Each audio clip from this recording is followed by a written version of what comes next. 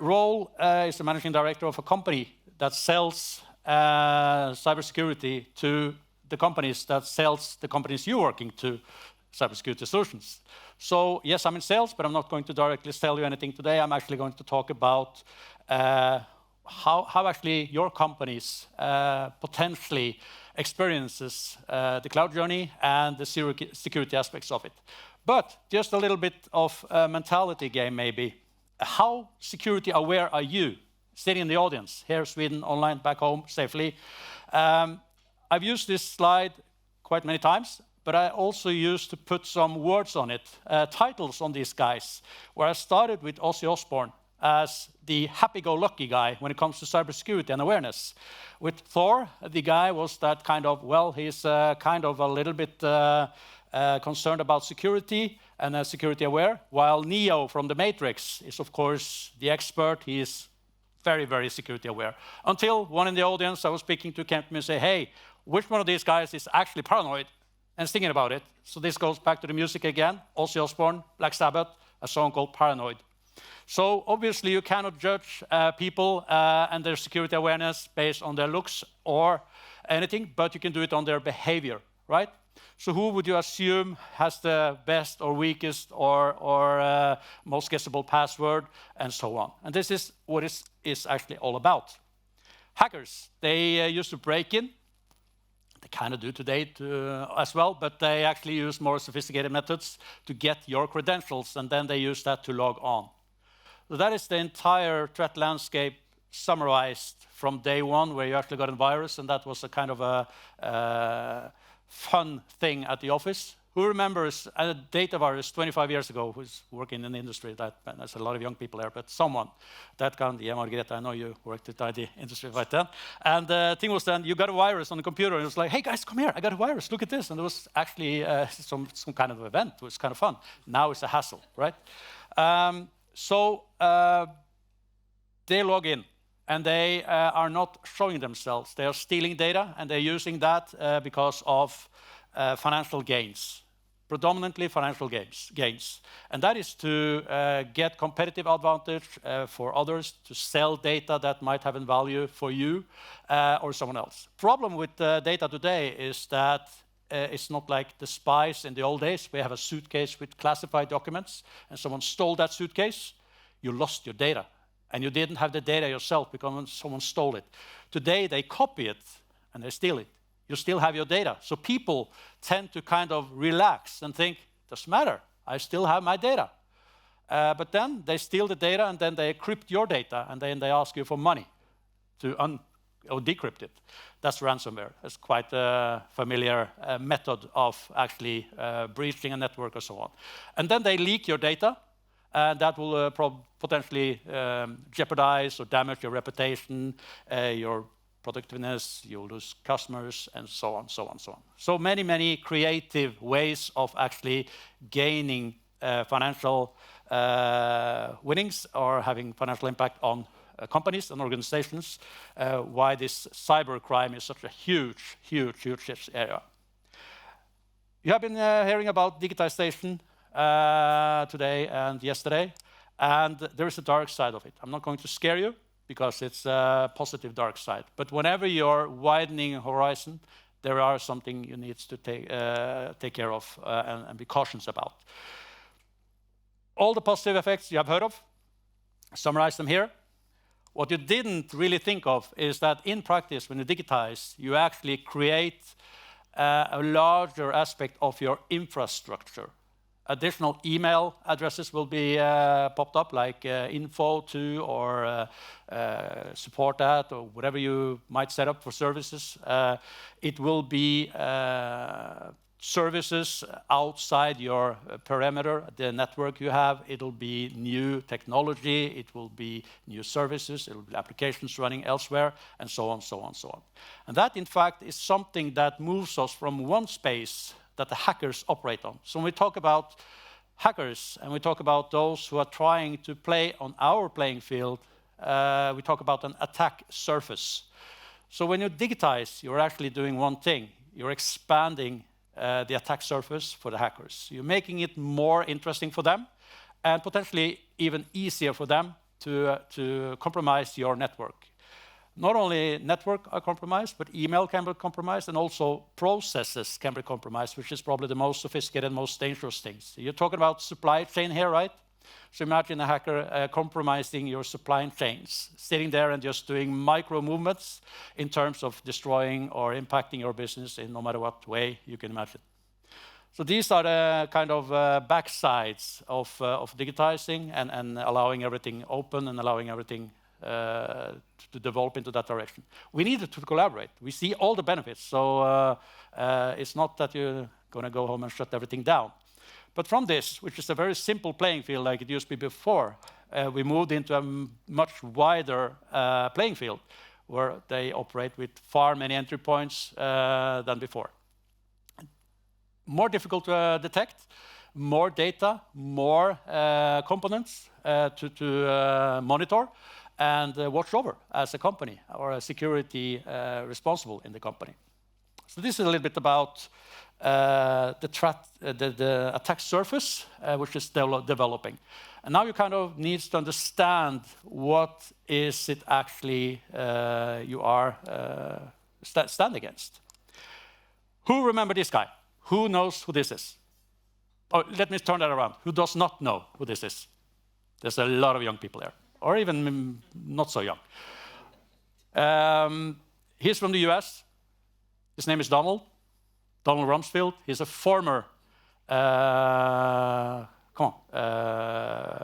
Minister of Defense. Thank you, Thomas.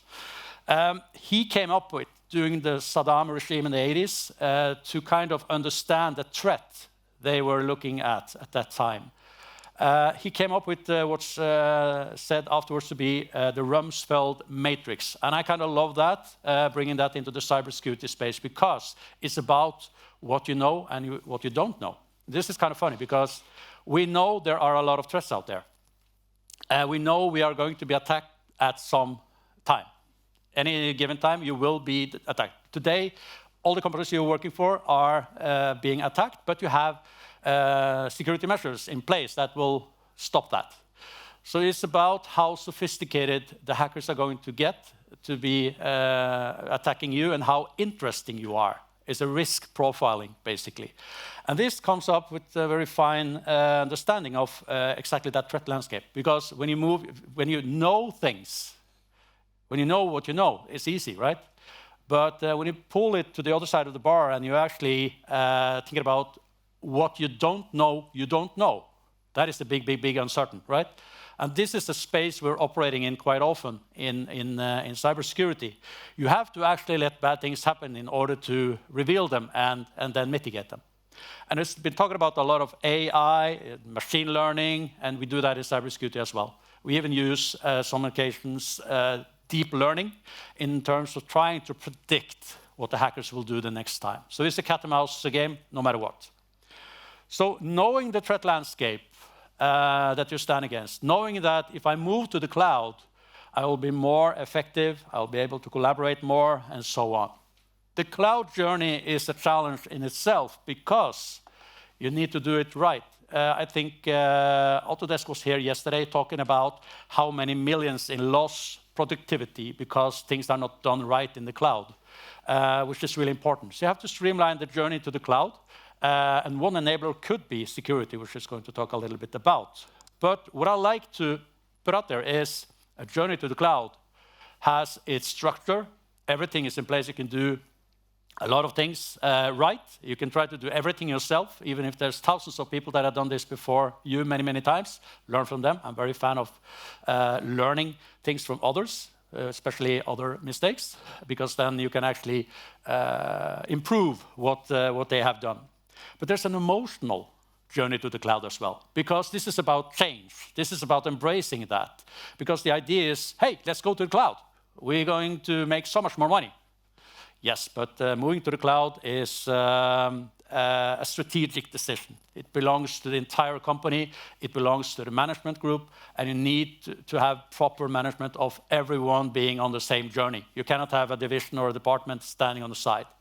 And that is also something the aspect of security comes in with, because I've talked a couple of last decades with customers, saying that, hey, we want to move to the cloud. Can you help us secure it? Yeah, move to the cloud. We have been in the cloud for 5 years already. No. Yes, you have. How do you know? I don't. I just guess. But how can you say so? Go to the financial department and ask if they have any invoices from Amazon, from Microsoft, and from any known data center providers. And check the expense reports. Expense reports? Yes. And suddenly people are starting to reveal that project managers, they don't want to wait for IT to pop up a new server so they can run their project. They buy server capacity in the cloud public with a credit card, expense it. And the IT department do not have any chance of knowing that data is disappearing into the cloud. That is the first step of the frustrating cloud journey for companies today. I said a couple of decades ago, we're past that now. Fast forwarding, the emotional thing is that people will get frustrated. There will be a thing from a strategic, jolly good decision about moving to the cloud. It will be chaos because you will probably lack communication that hits everyone that should be on that journey. Someone needs things told 5 times. Someone are guessing it before it's told because people are different. So you need to have that chaos period in terms of knowing that you are getting everyone along on the way. And then you will start to see some effective results, and then it will start to mature, and you will take it for granted. And then you will get disappointed again because it will not harvest as much positive synergies as you were dreaming of when you got this fantastic strategic idea to do a cloud journey. Then you have to work with that. Redefine the tactics, look at your strategy again, are you doing the right reinvestments and so on. And when you find that, you're going from good idea to chaos, to frustration, to enlightenment, and to what I like to call cloud groove, where everyone is on the same, back to music, like everyone likes a groovy mood, where everyone is happy, everyone knows what's going on, and so on. So the cloud journey is emotional as well as strategic and tactical for everyone and the entire company, and it needs proper management. And when you're approaching the cloud, it is so many models you have to think of, so many laws, regulations, and so on. First of all, you need to protect your data. You need to take your assets, you need to protect your people, their private information, and so on. So a lot of that can be read online. It's so well defined all over the place. But I like to pull out a shared responsibility model. Because when you go to the cloud, it's like what was said there. I'm giving my keys to someone because I can't carry them myself, or for some reason I just want to get rid of them. But it's still my responsibility, somewhat way, right? So when you are moving to the cloud, you are taking away parts of your responsibility and asking someone else to do it. So we have this fine IT-based model, but anyone likes pizza? Yes or no? Yes. Let's do it this way instead. But it's much easier to understand. Pizza as a service.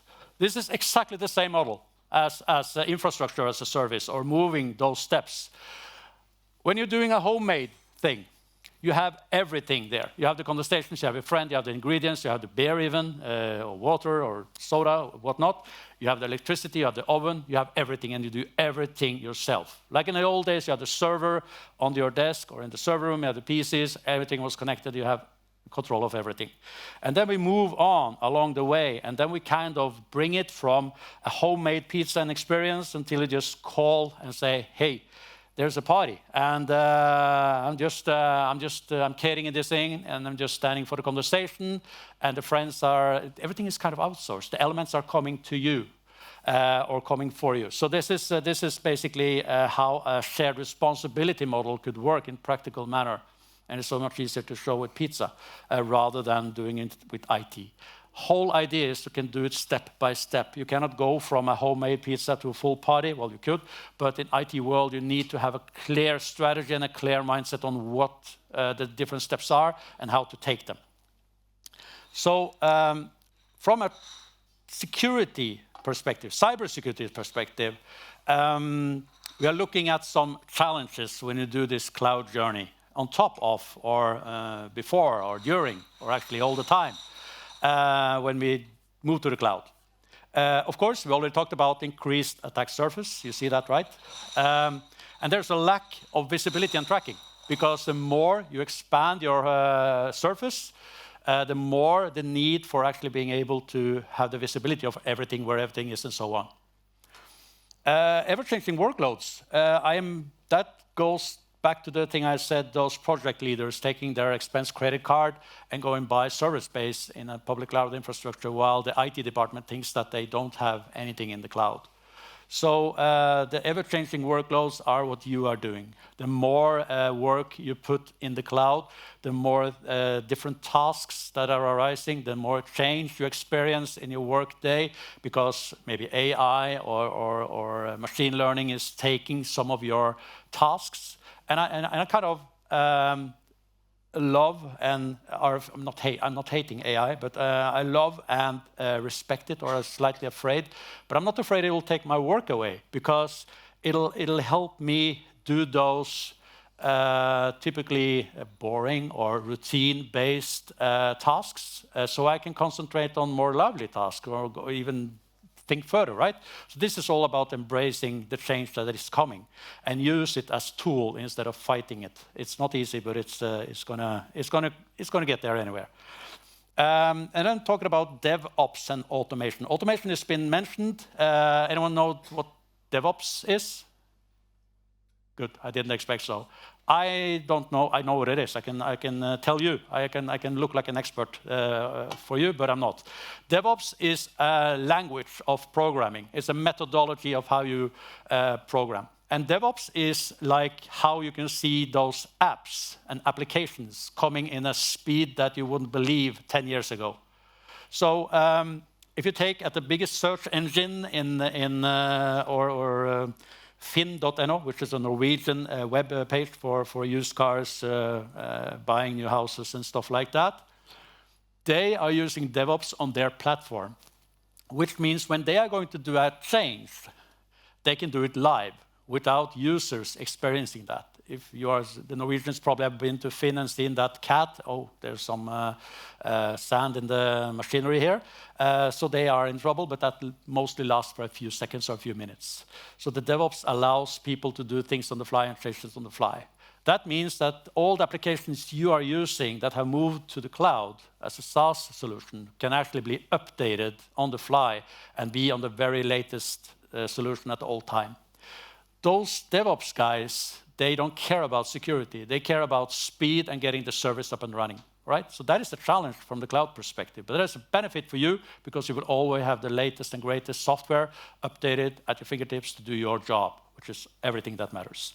Automation is about whatever you automate in your line of business, which could be a challenge in terms of moving that to the cloud. You lose the visibility, or you will lose the tracking. That depends on the risk element and the kind of assessment you're doing on that specific move. Privileges and configuration.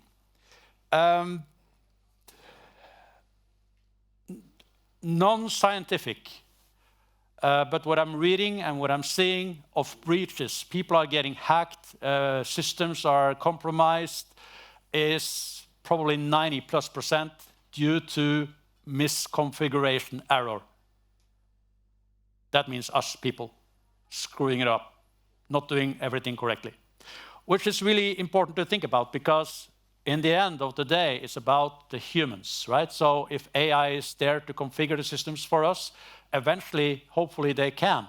But who is actually learning them this? So this is something that we'll see coming more and more, that applications and systems should be, as a baseline, more and more secure, and that there are countermeasures that can actually detect misconfigurations from us people doing something wrong.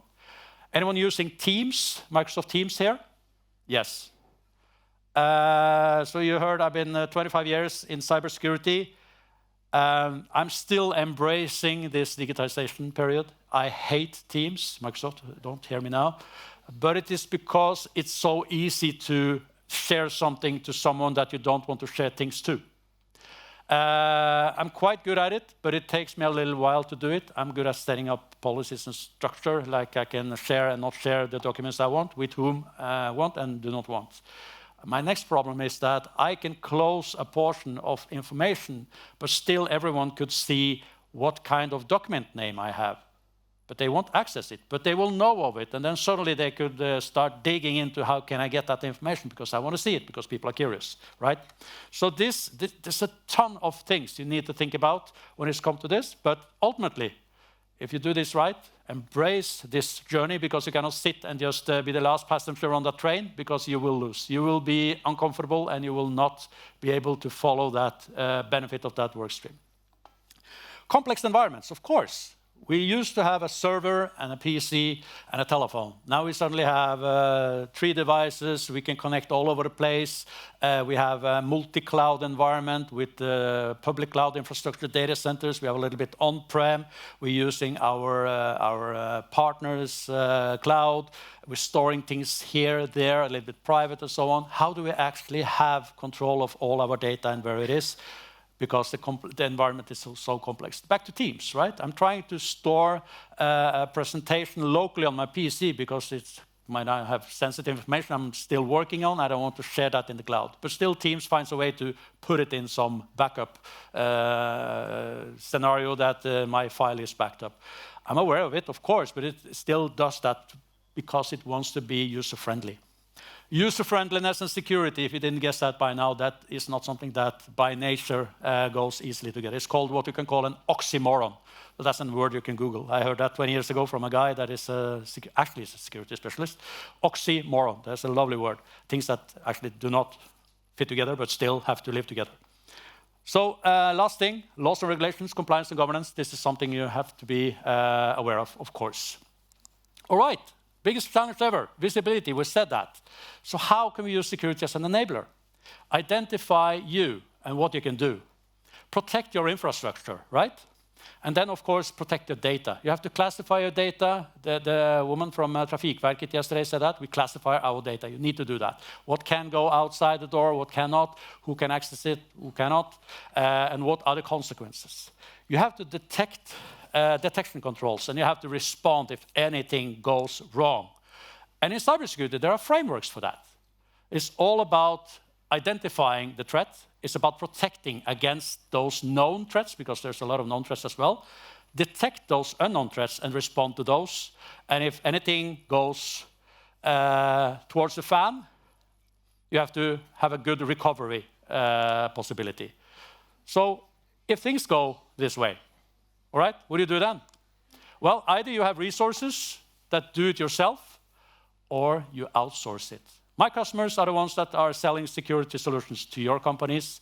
Your companies, as I've read on the attendance list, are very well in the work of securing everything. You should be safe, so don't worry. But the general thing is, don't take on a big security project unless you are really interested in. There are people there to help you. So that's the main story. Security is deadly important when you do the cloud to the journey to the cloud, because you cannot actually live on the cloud unprotected. My opinion.